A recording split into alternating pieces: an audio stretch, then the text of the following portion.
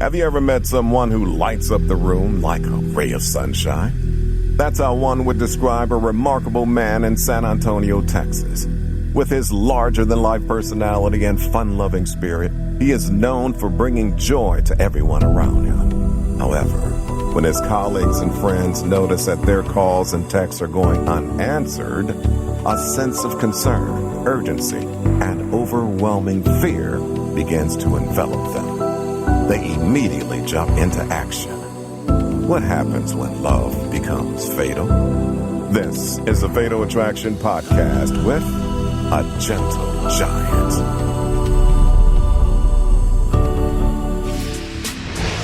August 26th, 2015. It's Wednesday afternoon in San Antonio, Texas, one of the fastest growing cities in the U.S.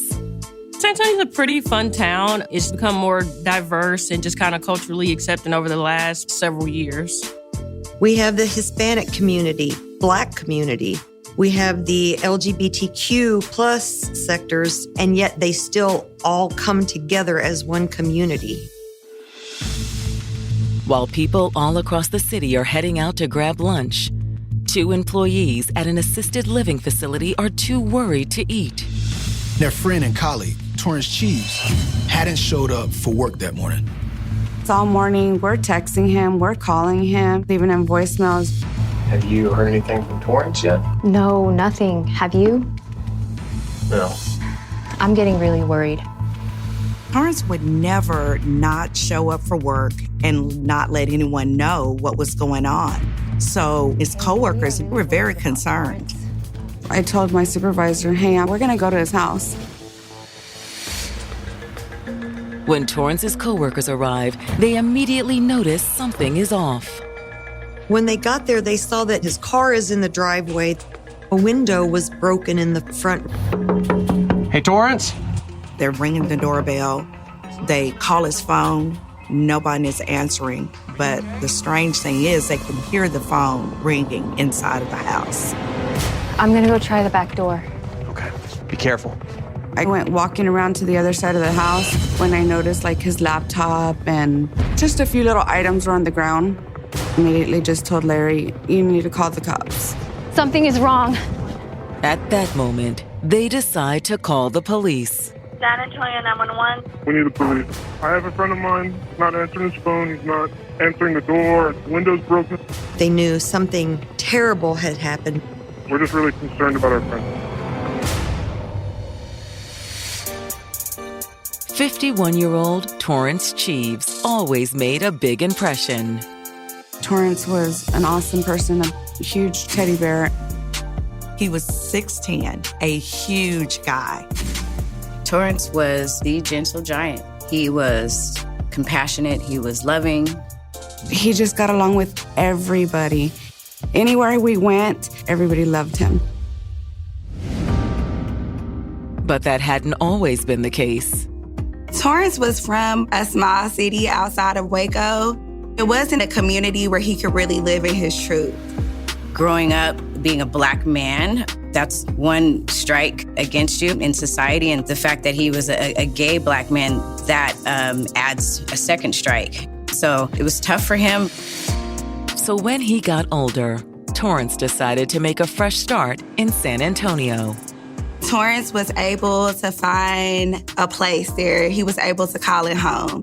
He came here, he came out, he blossomed, and everybody loved him. Torrance even became the premier drag queen at a club downtown, performing under the name Ms. Hoochie. Ms. Hoochie was very well known in the drag community here in San Antonio. Larger-than-life personality. He was Torrance in the daytime, and he was Hoochie every other time. I think in life, people should always try to seek their outlet. That's one thing about Hoochie, he did that. But performing wasn't his only passion. Torrance was an employee at an assisted living center.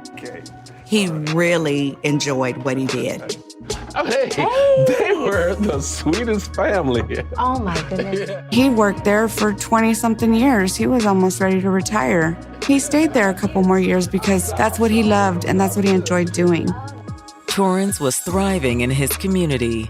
But still, something was missing. Hey, how'd the date go last weekend? Well, nothing to talk about. For a long time, he was okay with playing the field and dating. But over time, Torrance wanted somebody to settle down with, somebody he could make a life with.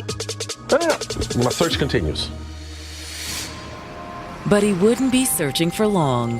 One night at a club, Torrance met a man named Wayne Pittman. Torrance? Yes. My name is Wayne. I saw your performance last weekend. You killed it.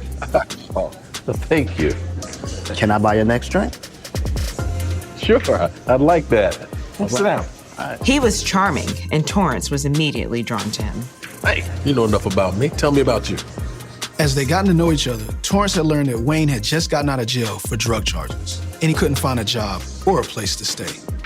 Yeah, man, it's been tough. Oh. They'd made this connection, and Torrance had such a big heart, he offered to help Wayne out. This is gonna sound crazy, but What's up?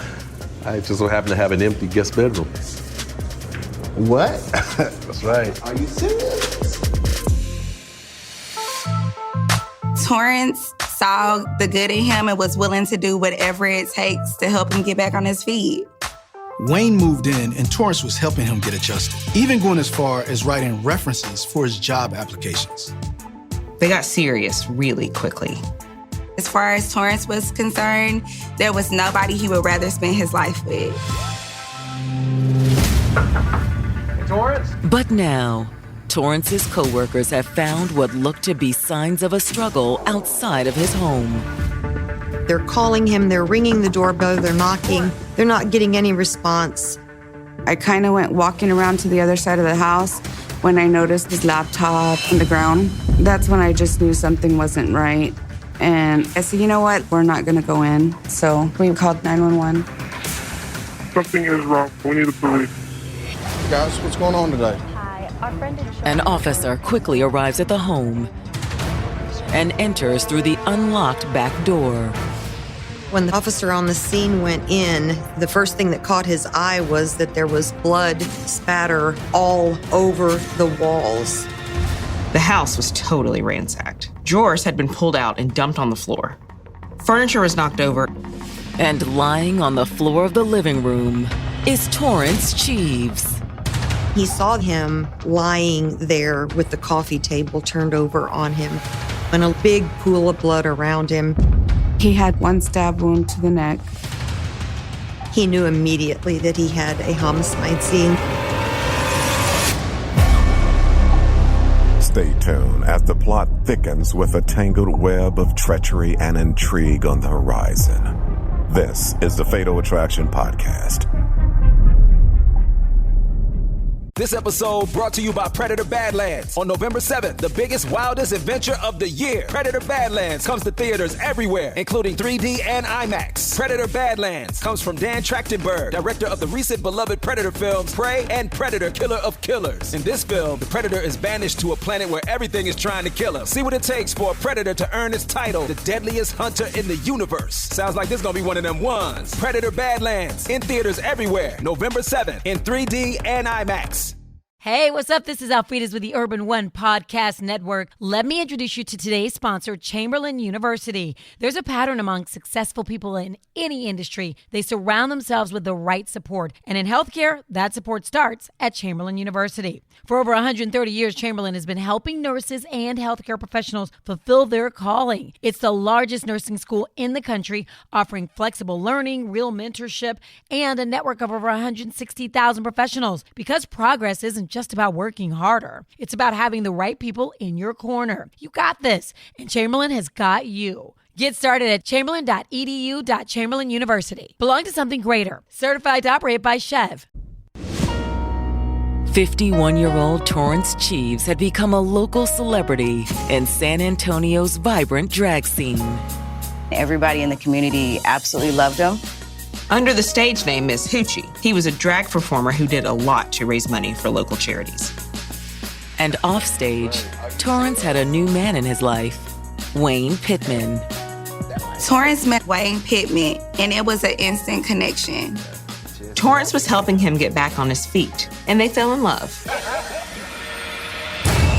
But now, After a 911 call from his concerned coworkers, Torrance has been found in a pool of blood on his living room floor.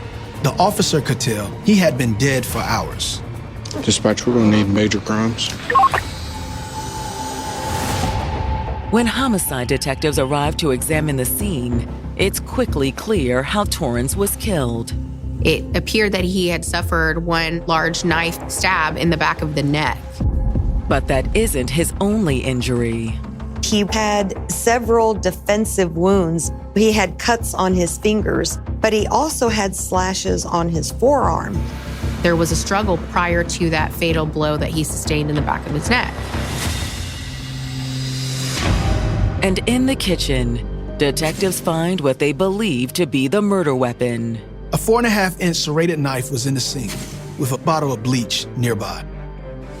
But detectives believe the attack started in Torrance's bedroom. There was a lot of blood spatter on the walls and the floor of the bedroom. The condition of the house also points to an obvious motive: robbery. There were missing items from the house. You could see on the tops of the dressers there were gaps in the dust where a TV was missing, and his laptop was laying outside. Someone was trying to grab things in a hurry. But other evidence points to a different possibility. There weren't any signs of forced entry. The broken window at the front of the home looked like the casualty of a ransacking and not an attempt to gain entry. The back door was unlocked when police arrived. However, it appeared the killer had exited that way. So they had no way of knowing if that door was unlocked prior to Torrance being attacked. Could the killer be somebody Torrance let into the house? Somebody he knew and trusted? Knife wounds, they're intimate. They require you to be very close to the victim. Especially with a victim like Torrance. Torrance is not small by any means. And so for this person to be able to launch a knife into the back of his neck, it had to have been somebody that Torrance trusted or known or been intimate with. To learn more about their victim, detectives first turned to his coworkers, Larry and Amanda. This morning when he didn't show up to work, it's like, I called him, he wouldn't answer, I texted him, nothing. That wasn't like him at all. On the hunch that the attack against Torrance was personal, detectives ask about those closest to the victim. Did he have any significant other, girlfriend, boyfriend, close relationship with anybody? He told me about some guy, but I don't know his name. All right. Well, thank you for your time. Moving on to his neighbors, detectives hope they can provide additional details about the night Torrance was killed. Investigators canvassed the area, knocked on doors. A woman living right next door to Torrance did say that she saw something strange that night. She tells investigators that around 11 o'clock, her dog started barking at the back door. My dog started barking furiously. I jumped up. When she looked to see what was going on, she saw someone in her backyard. The neighbor said she knew that that's not right. I have a light back there, I flicked it on. The light startled the man, but he just kept walking. Police believe that this could be Torrance's killer. Although she didn't get a good look at the person's face, she did say that it was a young black male in his 20s dressed in all black. Then I seen the car on the side of my house. Okay. What about the car? You know, everything happened in 1 minute, but it looked like a two-tone gray car. It isn't much to go on. But then, the detectives catch a lucky break. Detectives? Yes. They were approached by a man who said he was a security guard at a church down the street. He'd said, hey, I don't know what you guys are working, but our church has security cameras on all 4 corners of our parking lot. And I went ahead and loaded like the last 2 weeks on here for you guys. Okay. But if you guys need some more, just let me know, okay? Okay. Thanks, man. I appreciate it. Thank you. Back at the station, detectives immediately review the footage.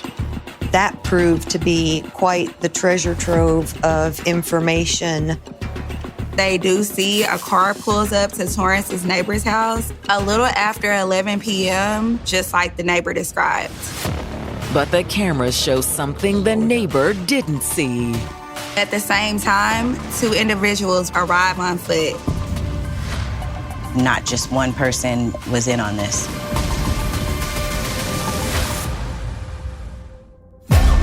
Stay tuned as the chilling story of what happened that night continues to unfold. This is the Fatal Attraction Podcast. Detectives investigating the brutal stabbing of 51-year-old Torrance Cheeves have been handed surveillance footage they hope will give them their first lead. A little after 11 p.m., the footage shows that a vehicle pulls up right outside of Torrance's house. However, switching camera angles shows not just one suspect, but 3. In addition to the driver of the car, there were 2 black males who arrived on foot, one dressed in black and the other in white. While the driver remains in the car, the individual in black starts making trips back and forth to Torrance's house into the car. The man dressed in black carries valuables out of Torrance's home, while the other man loads them into the car. At some point, Torrance's neighbor turns her lights on. She turned on her exterior floodlight, and when she did, the man took off. And the car sped away. 2 men clearly fled the scene in a car, and the 3rd individual took off on foot. The video is remarkable, but also frustrating.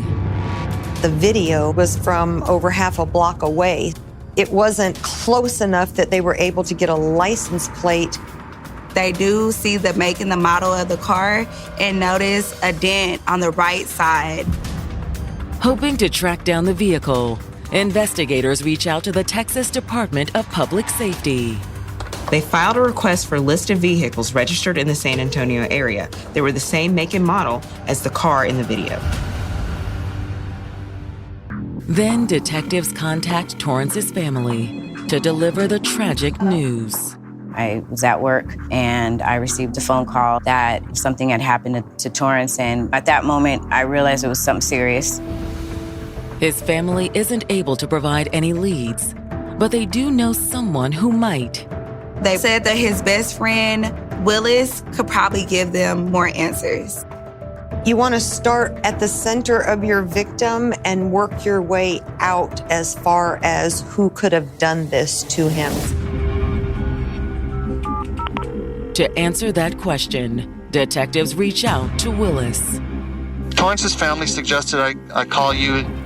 They started by asking Willis if he could shed any light on Torrance's relationships.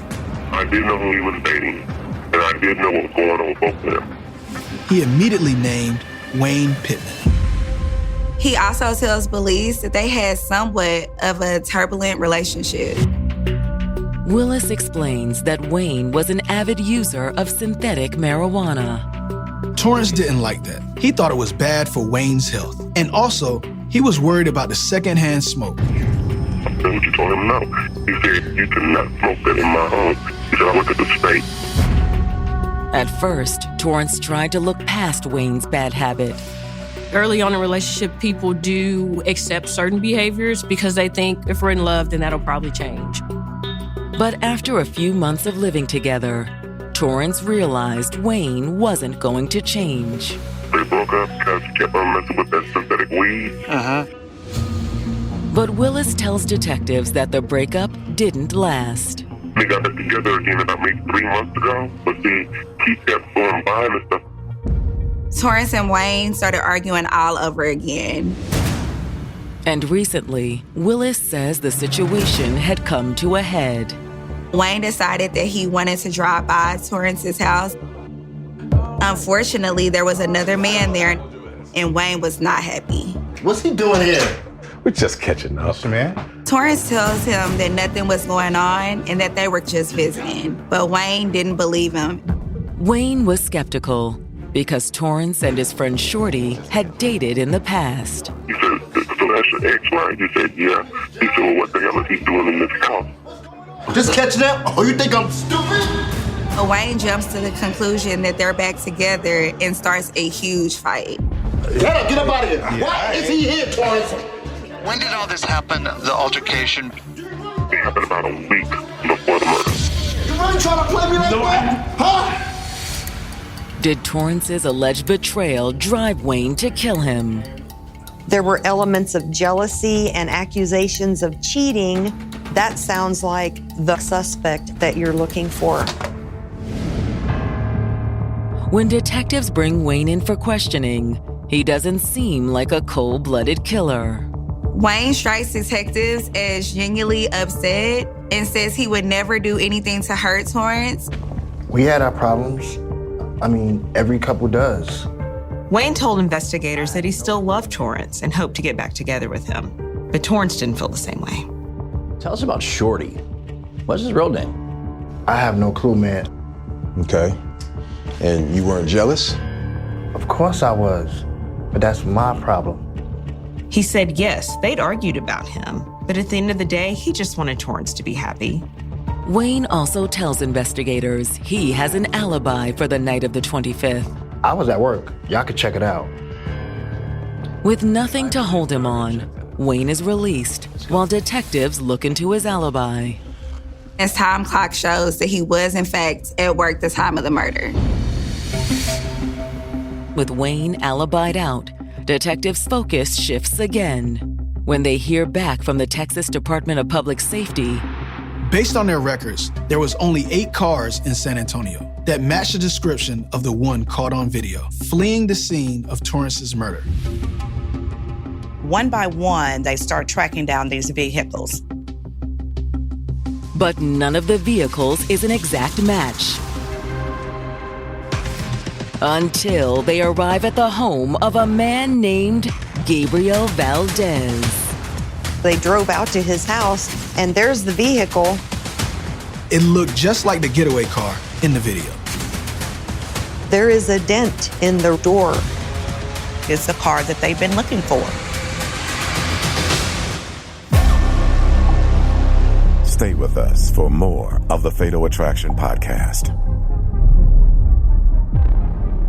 This episode brought to you by Predator Badlands. On November 7th, the biggest, wildest adventure of the year. Predator Badlands comes to theaters everywhere, including 3D and IMAX. Predator Badlands comes from Dan Trachtenberg, director of the recent beloved Predator films Prey and Predator Killer of Killers. In this film, the Predator is banished to a planet where everything is trying to kill him. See what it takes for a Predator to earn its title, the deadliest hunter in the universe. Sounds like this gonna be one of them ones. Predator Badlands, in theaters everywhere, November 7th, in 3D and IMAX. Tickets on sale now. Hey, what's up? This is Alfreda's with the Urban One Podcast Network. Let me introduce you to today's sponsor, Chamberlain University. There's a pattern among successful people in any industry. They surround themselves with the right support. And in healthcare, that support starts at Chamberlain University. For over 130 years, Chamberlain has been helping nurses and healthcare professionals fulfill their calling. It's the largest nursing school in the country, offering flexible learning, real mentorship, and a network of over 160,000 professionals. Because progress isn't just about working harder. It's about having the right people in your corner. You got this, and Chamberlain has got you. Get started at chamberlain.edu.Chamberlain University. Belong to something greater. Certified to operate by Chev. Detectives in San Antonio, Texas have just eliminated Torrance Chief's boyfriend, Wayne Pittman, as a suspect in his murder. The victim's latest love interest was very forthcoming with the good, the bad, and the ugly of their relationship, and he had an ironclad alibi. But now detectives have used vehicle registration records to locate a new potential suspect, a man named Gabriel Valdez. While looking for a car matching the one they had seen leaving Torrance's house, they came across Gabriel. Not only was his car the exact same make and model, but it had a dent in the same place as the car in the security video.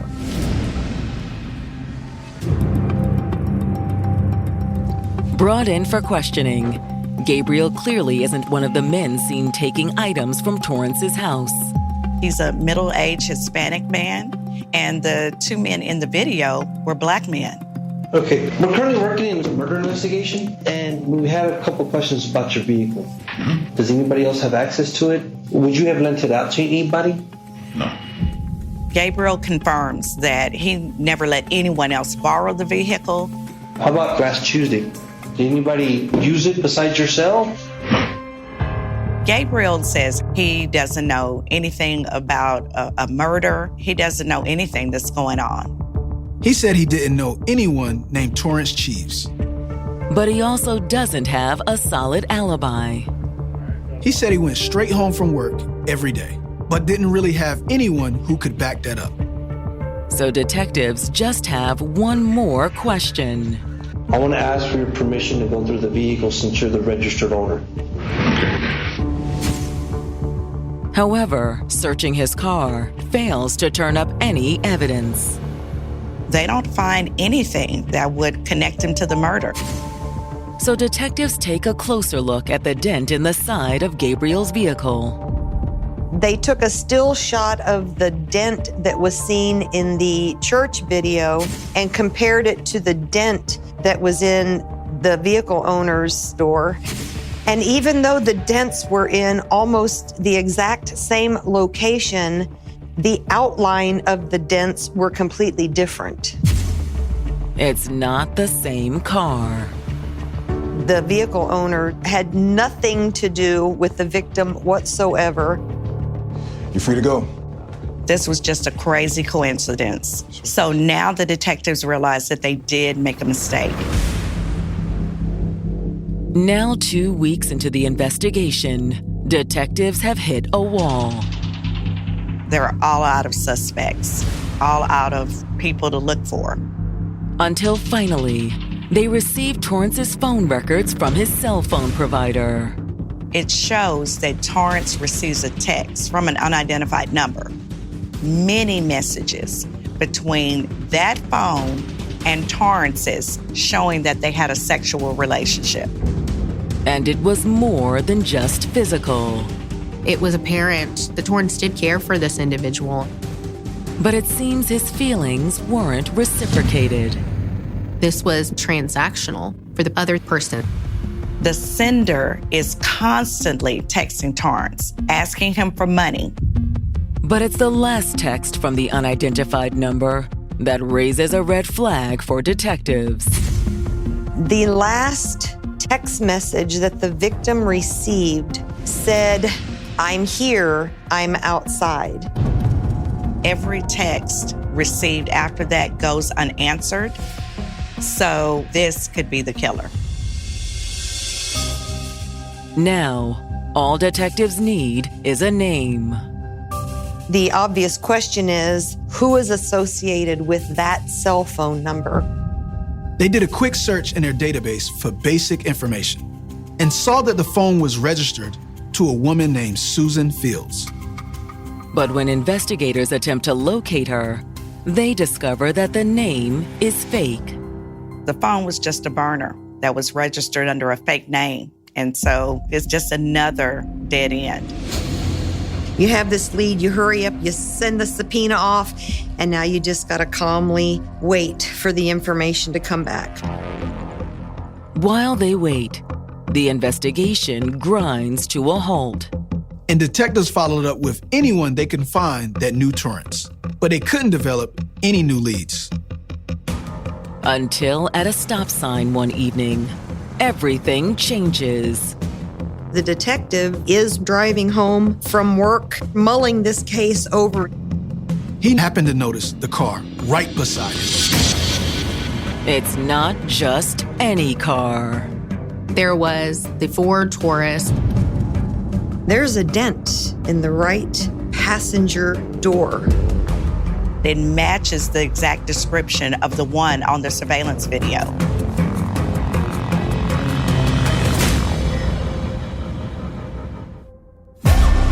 Stay tuned as the chilling story of what happened that night continues to unfold. This is the Fatal Attraction Podcast.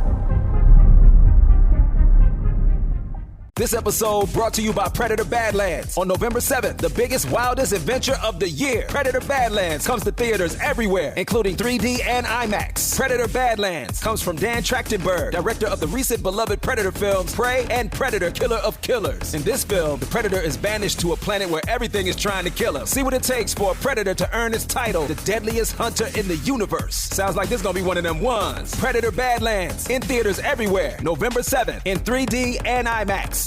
Hey, what's up? This is Alfreda's with the Urban One Podcast Network. Let me introduce you to today's sponsor, Chamberlain University. There's a pattern among successful people in any industry. They surround themselves with the right support. And in healthcare, that support starts at Chamberlain University. For over 130 years, Chamberlain has been helping nurses and healthcare professionals fulfill their calling. It's the largest nursing school in the country, offering flexible learning, real mentorship, and a network of over 160,000 professionals. Because progress isn't just about working harder. It's about having the right people in your corner. You got this, and Chamberlain has got you. Get started at chamberlain.edu.Chamberlain University. Belong to something greater. Certified to operate by Chev.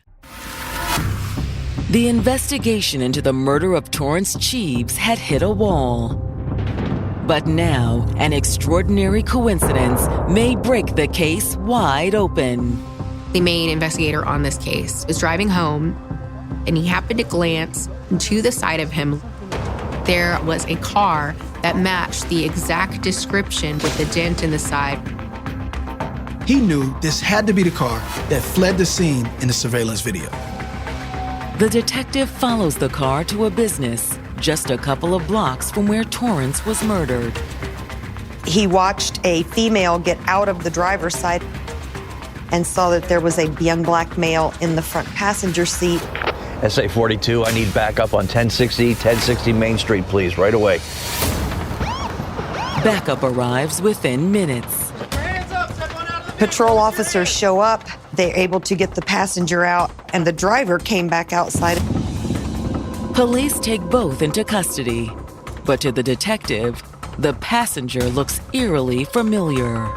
He was able to notice that when they first got the young man out, that he looked very similar to the person he saw in that surveillance video.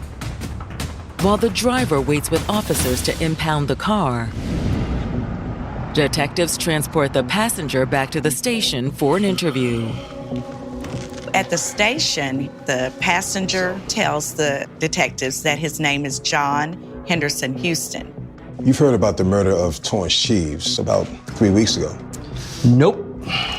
Well, a car like the one you were in was seen leaving the scene around the time of the murder. When detectives show him a picture of the car from the security video, there's no denying it's the same car. So where were you that night? I don't know. I don't remember. Unconvinced, detectives pull out a photo of Torrance Cheeves. You recognize this man? Never seen him before in my life. He denied having any knowledge whatsoever about the murder. He even suggests that he would take a polygraph test. The offer is a big mistake. I don't think he realized that the detective was the certified polygraph examiner. A lot of times suspects will bluff their way and say, I'll take a lie detector test. And when you try to schedule one for them, they don't come in. Detectives administer the test immediately. The young man showed deception on the polygraph results. When detectives confront John with the results, he stops being cooperative. He's done talking to the police. At this point, they have nothing to hold him on, so they have to let him go.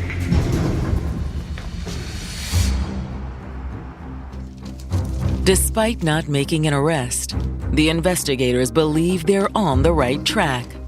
You have the vehicle that you positively identified as being the one that was in the surveillance video. And the lady driving it, her boyfriend matches the general description of the suspect seen in the videos, and he has not passed his polygraph. Police are convinced that they have found their killer. But so far, the evidence is all circumstantial. It's frustrating because you want to be able to share with the family. You want to be able to tell them, hey, we're almost there, but you don't have all the evidence you need.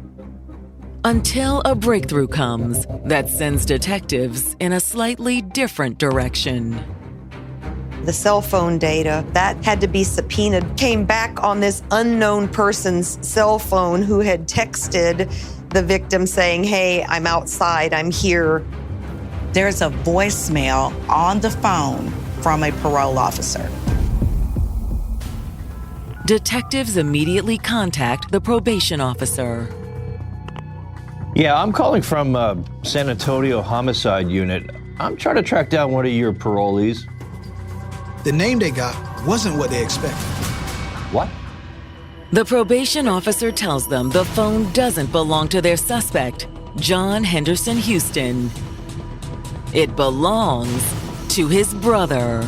Wait, did you say Jonathan? He reveals to police that John Henderson Houston has a brother by the name of Jonathan. His brother had a very similar name. It's crazy. It blew this case wide open.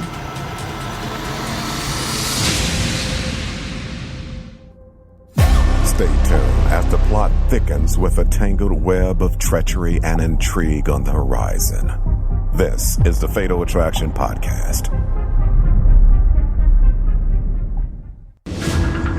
San Antonio detectives have just discovered that the burner phone used by the last person to speak to Torrance Cheeves doesn't belong to their prime suspect, John Henderson Houston. Detectives spoke to a probation officer who'd left a message on the burner phone, and he told them the phone belonged to his younger brother, Jonathan. Did you say Jonathan? They were 4 years apart in age, but their names were extremely similar. Did John lie about having knowledge of the murder because he knew his brother Jonathan was the killer?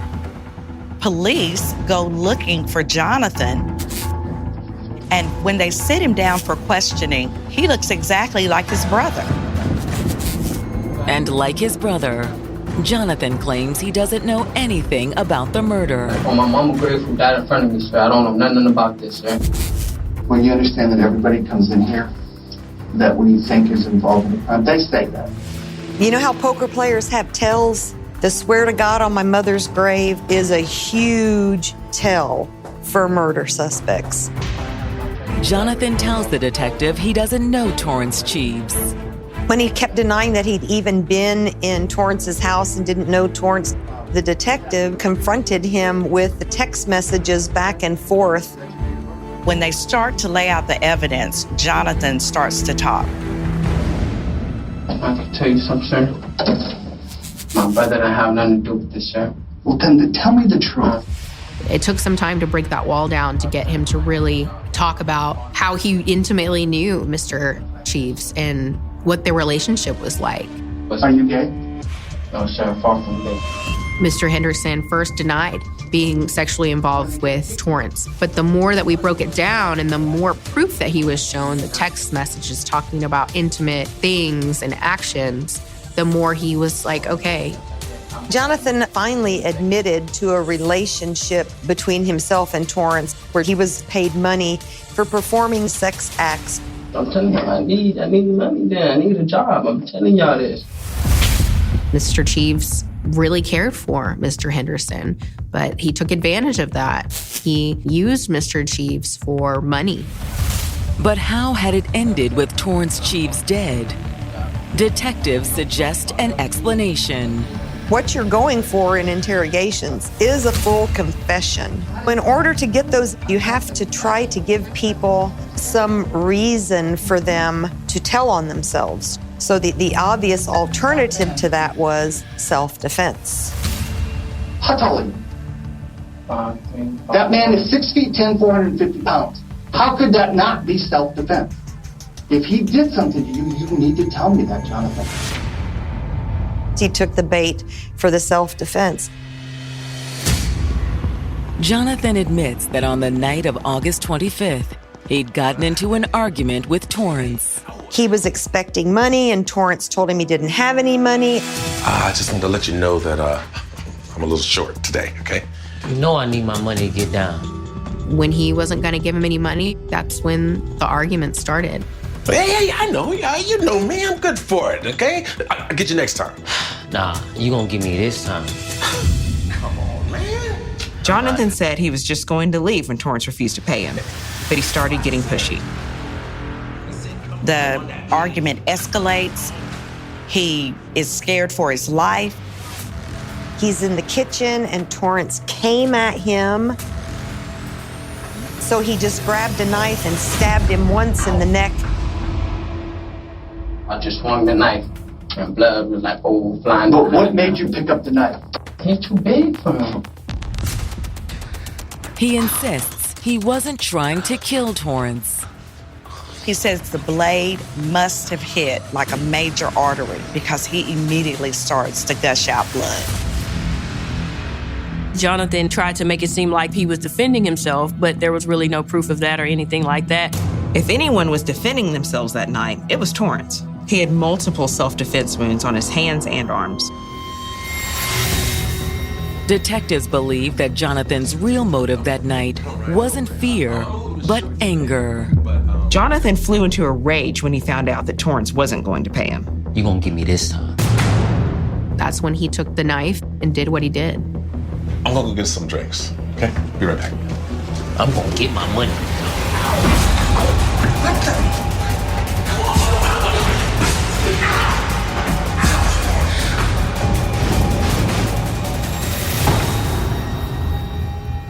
After the murder, Jonathan didn't behave like a man who'd acted in self-defense.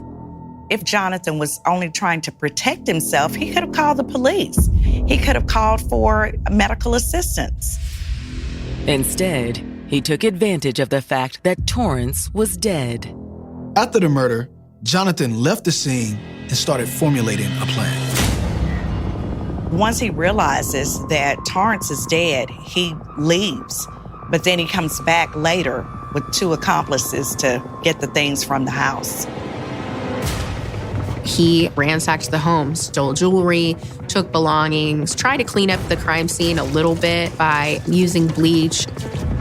For detectives, the important thing is that regardless of the motive, Jonathan has admitted to killing Torrance Cheeves. But Jonathan refuses to identify the men who helped him steal from Torrance. Even though the police suspect that his brother was one of the accomplices, Jonathan insists that he had nothing to do with it. He said he took his brother's girlfriend's car without their knowledge and recruited a few guys from the neighborhood to help him rob the house. At the end of the interview, Jonathan Henderson Houston is charged with murder. When the detectives called me and said, "We think we have the person that did this to Torrance," I was absolutely relieved. But the full truth of what happened to Torrance Cheeves will never come out in court. Jonathan Henderson Houston decides to plead guilty to first-degree murder. A plea agreement was in the best interest of justice in this case, as opposed to rolling the dice at a trial and him walking away from taking someone's life. He only receives 15 years in prison. For Torrance's family and friends, the sentence is a bitter disappointment. A lot of the people weren't happy. You took Torrance's life and you basically got away with 15 years. I think this is going to be something that's forever on his back. So whether his punishment is while he's in prison or, once he gets out and trying to live through this, he's definitely going to go through it. Still, Torrance's community has lost someone who can never be replaced. He loved his job, he loved his friends, he loved his family, and he loved to dress up. He loved putting on a show. Torrance would want people to be yourself, live your best life, do what's right, and just be kind. Love, in its purest form, should uplift us and bring happiness, rather than be overshadowed by betrayal. Torrance was deeply connected to his community. He was not only a beloved figure, but also known for his countless acts of kindness. He embraced his identity with pride and joy. A beautiful and spirited man. What happened to Torrance Cheeve serves as a stark reminder that life is precious. Torrance was taken from us far too soon, leaving behind a legacy filled with love and enduring joy. Coming up on the next episode of the Fatal Attraction Podcast. She was a mother figure to everyone she met. She was that type of woman that takes care of people. Her life mission was to help people. She cared about others more than she cared about herself. And she finally met someone who could give her love in return. He was lovable, a big old teddy bear. Their relationship was whirlwind. She found the one. Until a horrific crime took her away. I think somebody been shot. In the tranquil community of Brandon, Florida, a warm-hearted caretaker and teacher's aide thrives as a devoted mother and grandmother. She serves as a beacon of comfort, always ready to lend a helping hand. With an open heart, she finally welcomes new love into her life. And for a while, everything seems to be unfolding beautifully. However, just when it appears that life is on a positive path, she faces a tragic turn of events. Tune in to the next episode of the Fatal Attraction Podcast. We will see you in the next episode.